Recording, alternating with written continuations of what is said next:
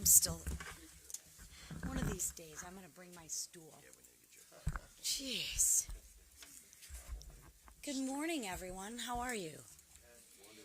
Can you feel the excitement in the air? I mean, I was actually walking around in the bitter cold, partially because I couldn't get an Uber, but people are smiling, right? They're in a good mood. It's quite refreshing, and I think they're doing that because they know it's a new day in America. Monday was a celebration for most Americans. However, not everyone is happy about the direction that our country is headed, which is actually disappointing. For example, yesterday at the National Prayer Service, the bishop was extreme in her views, extremely out of line and out of touch. And what she did was uncalled for. Perhaps we should pray for her. Why should anyone block or be opposed to President Trump's agenda? The American people expect us to deliver on the mandate in which they've given us. The days of negativity are over. That's why President Trump and House Republicans have already started to keep our promises. Promises to secure the border and unleash American energy and drain the swamp. Promises made, promises kept. Together, we will make America great again. President Trump started this. On day one, he signed 41 executive orders on his very first day in office. House Republicans will continue to deliver more wins for America. President Trump is even taking, get this, unfiltered questions from you all, the press. I think he's been more available in his first 24 to 48 hours than President Biden was in maybe his whole presidency.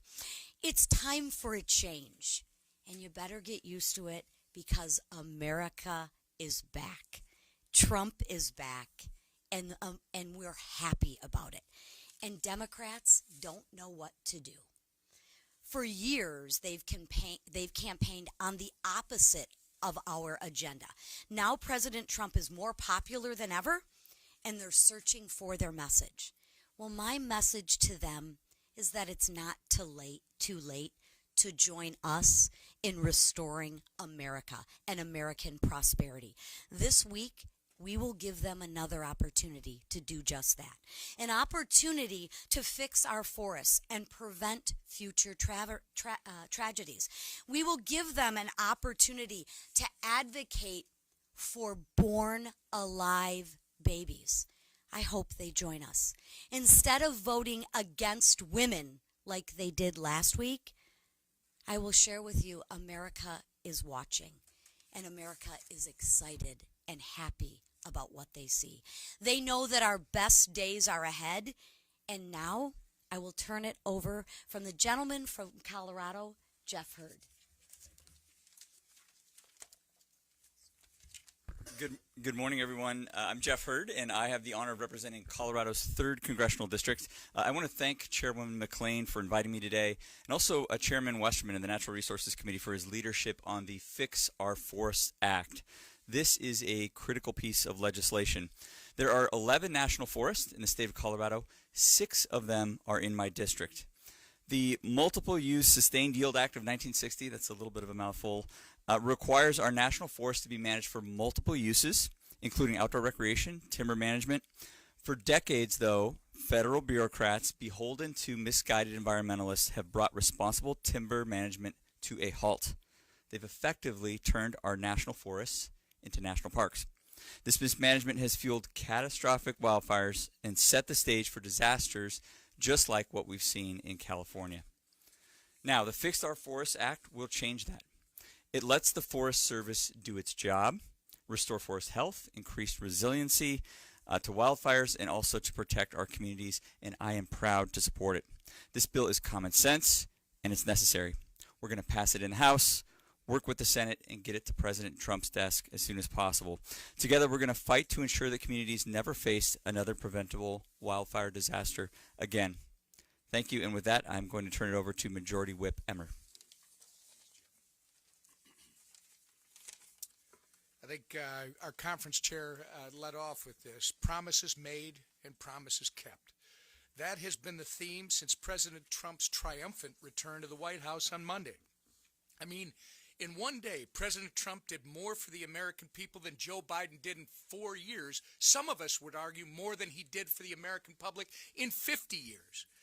From shutting down the woke DEI bureaucracy that poisoned every aspect of the last administration, to ending the CBP One App scam that helped facilitate the worst border invasion our country has ever seen, to rolling back policies that crippled America's energy dominance and our national security in the process, and so much more.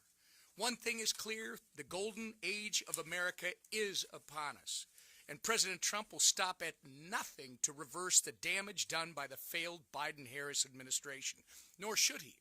It's exactly what he campaigned on, and 77 million Americans gave him an overwhelming mandate to put America first.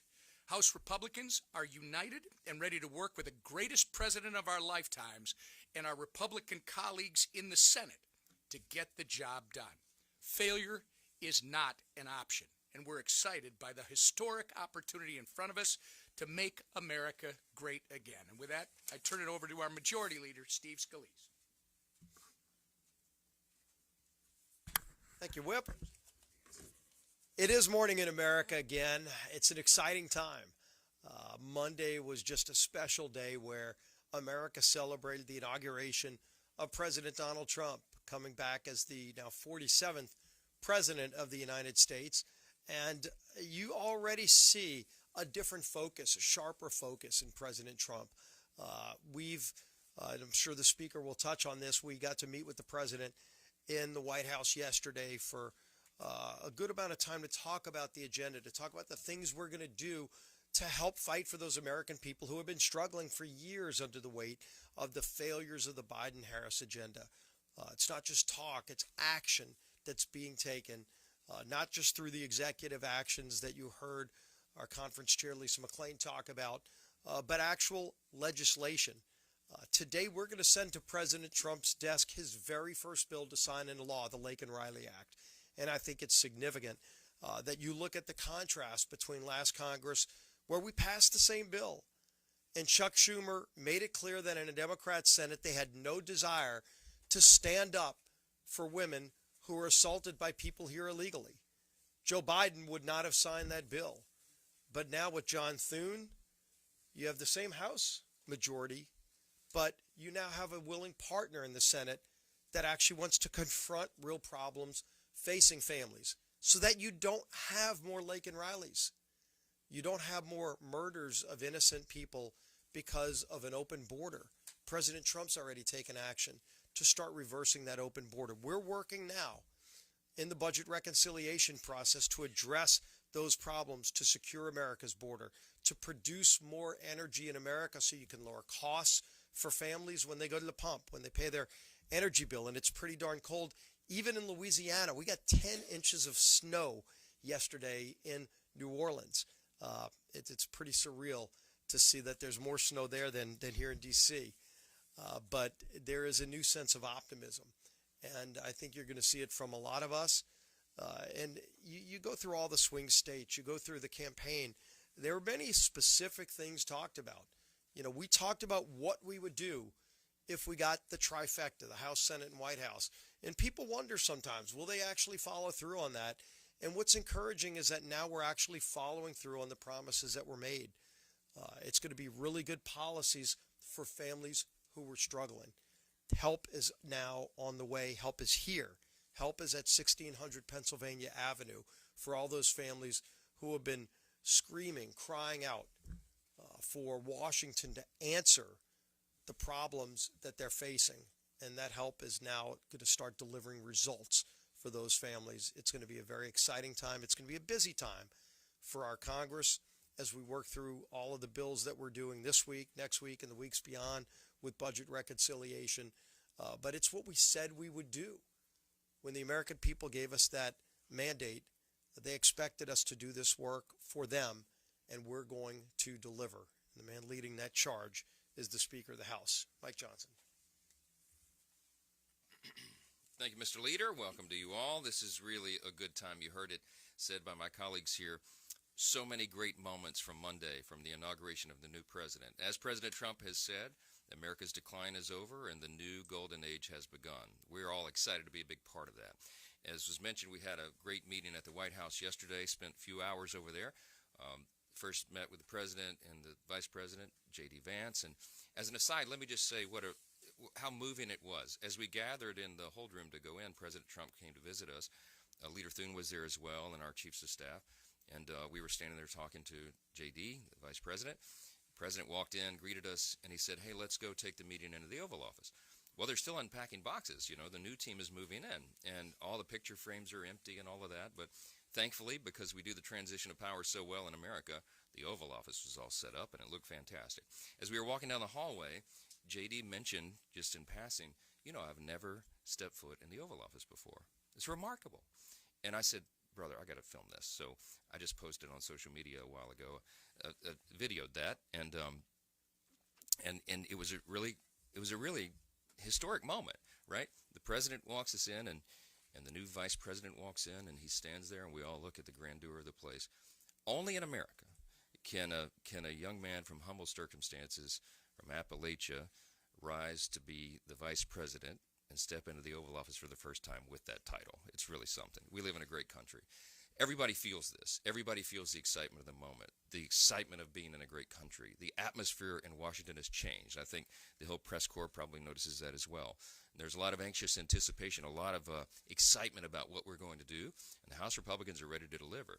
What came out of the meetings at the White House yesterday was that we're going to do this in a bicameral manner. You're going to have the Senate Republicans and the House Republicans working together to advance the America First agenda, and we will deliver. Now, the president's wasting no time either, as you saw. Has been mentioned, the executive orders. Just in the past 2 days, just a couple of highlights. Some was mentioned. Listen to this list. He ended catch and release. He shut down the ridiculous CBP-1 app. He began restoring American energy dominance already, restored merit-based hiring for the federal government, and eliminated DEI initiatives, ended the radical gender ideology madness, and revoked the security clearances of the former intelligence officials who signed the bogus and discredited letter about Hunter Biden's laptop. President Trump truly has, as Whip Emmer said, he's done more in the last 48 hours for the American people than Joe Biden did in 4 years. And this is just the beginning of much more to come. 2 notes real quick about legislation this week. We mentioned the Fix Our Forest Act. Case in point, the reason this is so important is because we see what happened in California. The lack of leadership there. Mayor Karen Bass and Governor Gavin Newsom having mismanaged virtually every aspect of that in preparation. They did not prepare their state or the city or the county for what was to come. There was a 117 million gallon reservoir right outside Pacific Palisades that was left empty for over a year. They did not manage the forest as they were supposed to, and they let forest debris pile up near homes in at-risk areas. All of this was known. They assumed the risk because they advanced their radical political agenda, and now people are paying a heavy price for that.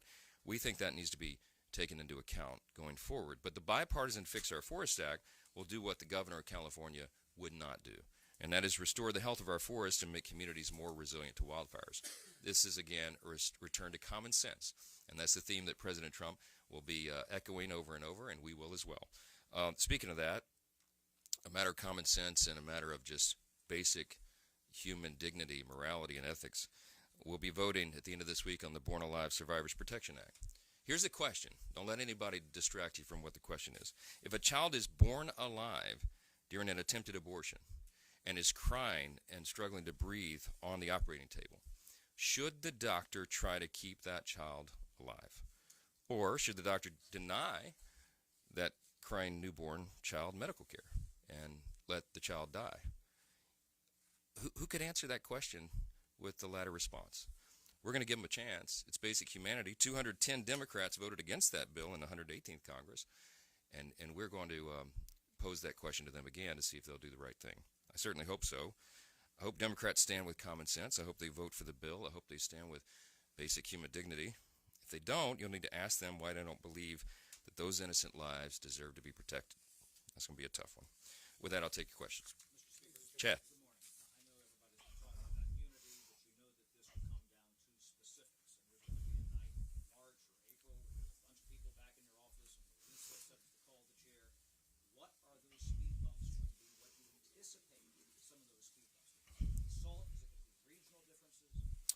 Look, there's a lot of issues with reconciliation and government funding that we're working through. These are healthy family discussions, not just inside the House Republican Conference, but between the House and Senate Republicans.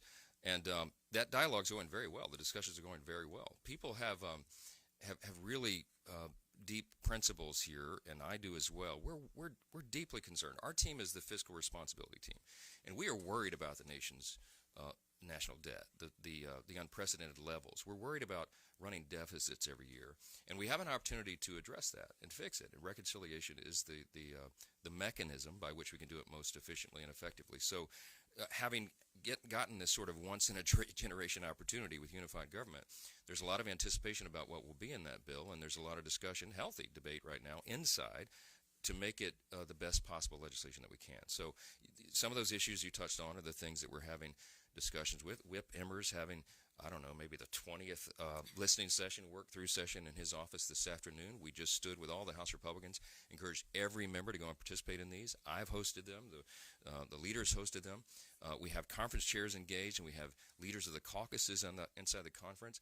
This is exactly how the Founding Fathers anticipated the process would work. They wanted people, legislators with good faith, citizen legislators, to come to Washington, D.C. and bring their principles and bring their preferences and come to the table and work it out amongst themselves. It is a healthy thing. We're excited about it, and it's going very, very well. So stay tuned for the details. They're coming. Manu, from Republicans have long said you guys back the blue. How do you justifiably say that when Trump just pardoned a bunch of violent January 6 rioters who attacked Capitol Police? And if those rioters come to the Capitol, will you welcome them back here? So look, everybody can describe this however they want. The president has the pardon and commutation authority. It's his decision, and I think what was made clear all along is that peaceful protests and people who engage in that should never be punished. There was a weaponization of the Justice Department. There was a weaponization of the events, the following, the prosecutions that happened after January 6th. It was a terrible time and a terrible chapter in America's history. The president's made his decision. I don't second guess those. And yes, it's kind of my ethos, my worldview. We believe in redemption. We believe in second chances. If you would argue that those people didn't pay a heavy penalty, having been incarcerated and all of that's up to you. But the president's made a decision. We move forward. There are better days ahead of us. That's what we're excited about. We're not looking backwards. We're looking forward. Just second row. Mr. Speaker, among the many executive orders that President Trump has sent out, were some that were total, blocking all foreign aid, for example, at least temporarily, and also blocking all refugees. At this moment, there are some Republicans who say perhaps those have gone too far. Refugees from Afghanistan, for example, now who were ready to travel, have been told they can't travel. Do you think that President Trump should consider opening some doors, especially for different kinds of refugees and foreign aid? Well, what the president is trying to do right now is a reset, and I don't second-guess his decisions on that. He's using his executive authority because desperate times call for desperate measures. Now, our role as an Article I branch of the government is to look through legislatively which of these things will we codify, what do we need to address. Obviously, the wide-open border has created an indescribable human catastrophe for us that we will be dealing with for decades. The president is very serious about addressing that, and guess what? So are the American people. Look at the New York Times poll from just 2 or 3 days ago.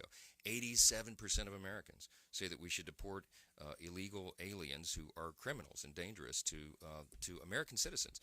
This is, again, common sense. So I think the people are behind the president and his agenda and his priorities, and he's going to make those decisions, and we're going to do our part, and we are going to work together very closely to address all of it. Yes, sir. Second row. Do you have any plans, Mr. Speaker, to potentially have any type of congressional action on the pardons that President Biden issued over the last couple of days? It was shocking. I mean, it was shocking what President Biden did on the way out, pardoning his family for more than a decade of whatever activity, any nonviolent offenses. It was breathtaking to us. I don't think that's anything like that's ever been anticipated. And by the way, go look at the tape. 4 years ago, when it was just implied that President Trump might do something similar, they were apoplectic. Joe Biden himself, Adam Schiff, Chuck Schumer, roll the tape. They all said that would be crazy and unconscionable, and now they're cheering it along. To us, it is disgusting. To us, it probably proves the point, the suspicion that, they call it the Biden crime family. If they weren't the crime family, why do they need pardons, right? Look, there's a lot of attention that's going to be paid to this, and I think that is appropriate, and we will be looking at it as well. So, yeah. Back row, or third back row. Yes, sir. Back in the corner. Yes, sir. Yeah. So, as you guys mentioned,